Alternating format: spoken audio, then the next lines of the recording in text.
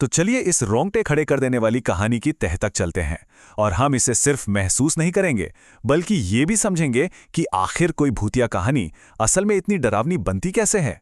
बस ये एक लाइन सोचिए, ये एक लाइन ही कहानी का पूरा माहौल सेट कर देती है। एक ऐसा अकेलापन, एक ऐसा सन्नाटा जो हमें सीधे उस डरावनी दुनिया में खींचकर ले जाता है। तो हर अच्छी कहानी की शुरुआत होती है उसके माहौल और उसके किरदारों से। और यहाँ कहानी हमें मिलाती है रघु से, जो एक बहुत ही साधारण सा ऑटो ड्राइवर है। तो ये है रघु, एक सीधा साधा मेहनती इंसान। लेकिन उसे क्या पता था कि धुंध भरी एक रात और एक अकेली सवारी उसकी पूरी दुनिया को हमेशा के लिए बदल कर रख देगी। और बस यही वो पल है, वो लम्हा जहाँ सब कुछ बदल जाता है, जब एक आम सी रात में कुछ ऐसा होता है जो आम नहीं है। अच्छा, किसी भी कहानी को, खासकर एक डरावनी कहानी को समझने का एक बहुत पुराना और दिलचस्प तरीका है। इसे कहते हैं फ्रेटैग का पिरामिड। ये हमें बताता है कि कोई कहानी कैसे शुरू होती है, कैसे उसमें तनाव बढ़ता है और फिर कैसे खत्म होती है। तो चलिए इसी पिरामिड की मदद से इस कहानी की एक एक परत को खोलते हैं। तो अब आता है कहानी का दूसरा पड़ाव, बढ़ती कार्रवाई या राइजिंग एक्शन। यहीं से मामला उलझना शुरू होता है, तनाव बढ़ता है और रहस्य और भी गहरा हो जाता है। उस रात की सवारी का असर देखिए। रघु जब घर लौटता है तो वो पहले वाला रघु नहीं होता। एकदम खामोश, खोया खोया सा, जैसे उसके अंदर की जान ही निकल गई हो।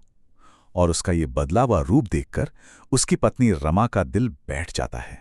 रमा समझ जाती है कि बात मामूली नहीं है, कुछ तो बहुत गड़बड़ है। और फिर वो खुद सच का पता लगाने निकल पड़ती है। एक ऐसा सच जो उसे 20 साल पुराने एक खौफनाक हादसे तक ले जाता है। और उसी वीरान बस्ती में एक बूढ़ी औरत के मुंह से वो सच सामने आता है जो सब कुछ बदल देता है। 20 साल पहले सुधा नाम की एक लड़की, एक हादसा, और उस हादसे में शामिल एक ऑटो वाला जिसका नाम था रघु। और इसी खुलासे के साथ हम पहुंचते हैं कहानी के सबसे अहम मोड़ पर, क्लाइमैक्स। ये वो पल है जब तनाव अपनी ऊंचाई पर होता है और सारे पर्दे उठने वाले होते हैं। यहाँ देखिए, रमा एक माँ की हिम्मत के साथ उस आत्मा से बात करती है। वो डरती नहीं, लड़ती नहीं, बल्कि उसके दर्द को समझने की कोशिश करती है। तो मतलब साफ है, ये कहानी सिर्फ एक भूत के बदले की नहीं है। ये असल में उस गिल्ट, उस अपराध बोध के बोझ की कहानी है जिसे रघु 20 साल से अपने सीने में दबाए घूम रहा था, और अब वो उससे और नहीं भाग सकता था। क्लाइमैक्स के बाद अब कहानी अपने अंजाम की तरफ बढ़ती है। इसे गिरती कार्रवाई या फॉलिंग एक्शन कहते हैं। यहां से तनाव थोड़ा कम होता है और हम देखते हैं कि जो हुआ उसका नतीजा क्या निकला। रघु वापस उसी नदी किनारे जाता है, उसी जगह जहां 20 साल पहले सब कुछ शुरू हुआ था और खत्म भी। अब वो तैयार है अपनी गलती का प्रायश्चित करने के लिए। और वो आखिरकार कबूल करता है अपनी सबसे बड़ी शर्म। ये नहीं कि उससे गलती हुई, बल्कि ये कि वो एक कायर था। और यहीं सुधा के भटकाव की असली वजह पता चलती है। उसे दर्द सिर्फ मरने का नहीं था, दर्द था उस धोखे का, जब कोई मदद का वादा करके आपको अकेला मरने के लिए छोड़ जाए। और रघु अपनी सजा कबूल करता है। वो अपना सबसे बड़ा बलिदान देता है और उसके जाते ही कहानी का जो मुख्य टकराव था वो भी खत्म हो जाता है। तो अब हम कहानी के बिल्कुल आखिरी हिस्से में हैं, समाधान।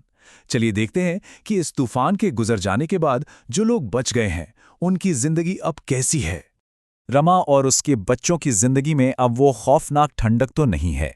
जिंदगी एक तरह से पटरी पर लौट आई है, लेकिन एक खालीपन है जो हमेशा रहेगा। परिवार पहले जैसा कभी नहीं हो सकता। लेकिन ठहरिए, कहानी यहां खत्म नहीं होती। एक आखिरी बहुत ही भावुक पल अभी बचा है। ये आखिरी आवाज, ये धन्यवाद रघु के लिए नहीं था, ये रमा के लिए था। ये उसकी हिम्मत और उसकी दया को सलाम था, क्योंकि उसी ने उस भटकती आत्मा को आखिर में आजाद करवाया। और आखिर में कहानी हमारे लिए एक बहुत बड़ा सवाल छोड़ जाती है। माफी की असली कीमत क्या होती है? क्या वो कीमत रघु ने अपने बलिदान से चुकाई या रमा ने अपनी हमदर्दी से?